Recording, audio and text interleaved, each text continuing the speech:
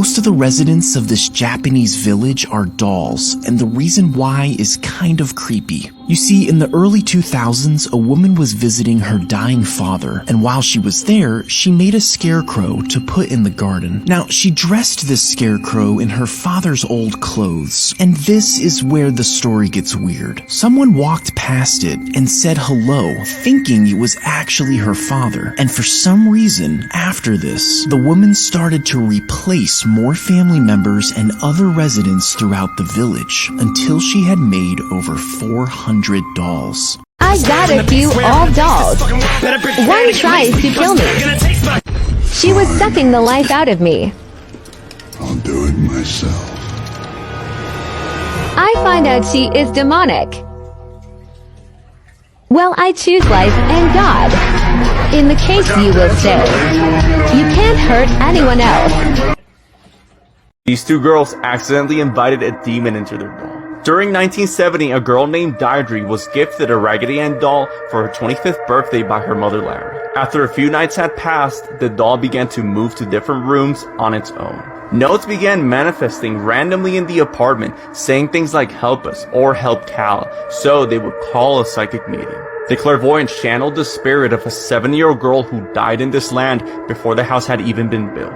Her name was Annabelle Higgins, and she had been wandering around the property in loneliness from her young death. Touched by her story, Larry and Deirdre would accept the doll as a living human being, but Larry's fiancé Cal thought no good will ever come from this. Annabelle felt insulted by Cal. Then one night when Cal was asleep, he was attacked by something that had 7 sharp claws. Terrified by this event, they contacted 2 paranormal investigators, Ed and Lorraine Warren. Turns out there was no Annabelle, it had been a demon who tricked them in order to grant it permission to harm them. Knowing the dangers of this malicious doll, the Warrens took the doll and contained it in a secure place.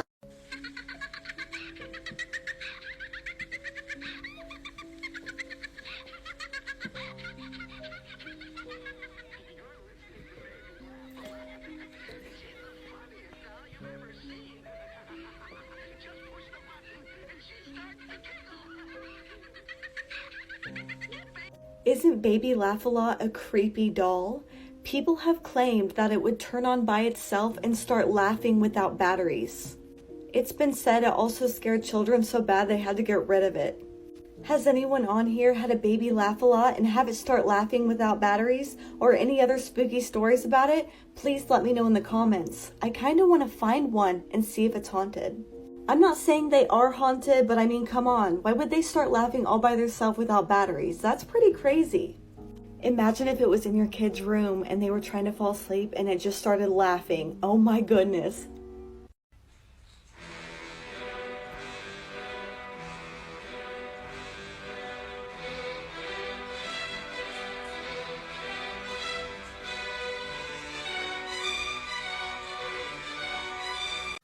There's a reason why dolls are key players in the horror genre. Here are some of the most famous haunted dolls around. Ruby is a doll known for moving around on her own, but most uniquely for inducing feelings of utter despair and nausea. Heartbreakingly, her first owner likely died holding Ruby in her arms. Charlie was discovered locked in a trunk in the attic of an old Victorian home. After being found, Charlie terrified the children of the household, and the youngest daughter even claimed that he'd spoken to her. At first, her parents didn't believe her, but when disturbing scratch marks began appearing on her body, Charlie earned himself a one-way ticket back to the attic. This is Mandy, a baby doll donated to the Quesnel Museum by a woman who claimed the doll cried at night. Even now, staff claim that cameras usually fail when trying to take pictures of her. The original Annabelle left notes asking for help, but was also violent. After she was found with blood on her dress, a psychic determined that a spirit possessed her. And so, she was eventually placed in a glass case with a sign reading, "Positively do not open."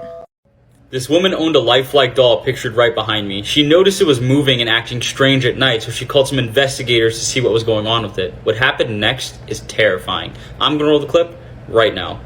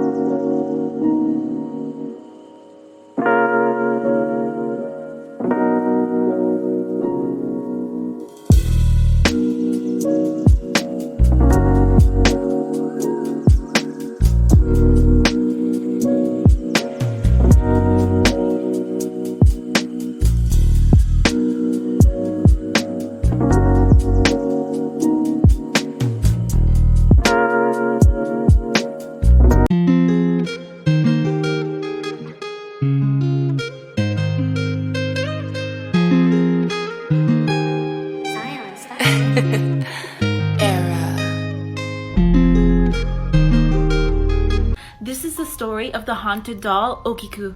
In 1917, a man gave a doll to his 2-year-old sister, Okiku. Okiku went everywhere with the doll, and it quickly became her favorite toy. She decided to call the doll Okiku as well. A year later, yellow fever struck Japan, and 3-year-old Okiku died, gasping for air, afraid, and cradling her doll. The doll was placed in the family's household altar, and then strange things began to occur. The once shoulder-length hair the doll possessed began to grow longer and now stretched down to its waist. When they dreamed of Okiku, the doll would appear in the morning by their side. They heard strange voices, banging in the house, and the lights would flicker on and off. Their town's spiritual leaders confirmed their daughter's soul was trapped in the doll. The family eventually moved from the town and left the doll with a local temple. To this day, the doll's hair still grows and is trimmed yearly, and there was even an occurrence of the doll opening its mouth to show small teeth growing. You can see the doll today at Mannenji Temple in Iwamizawa, Hokkaido. See you next time! Bye!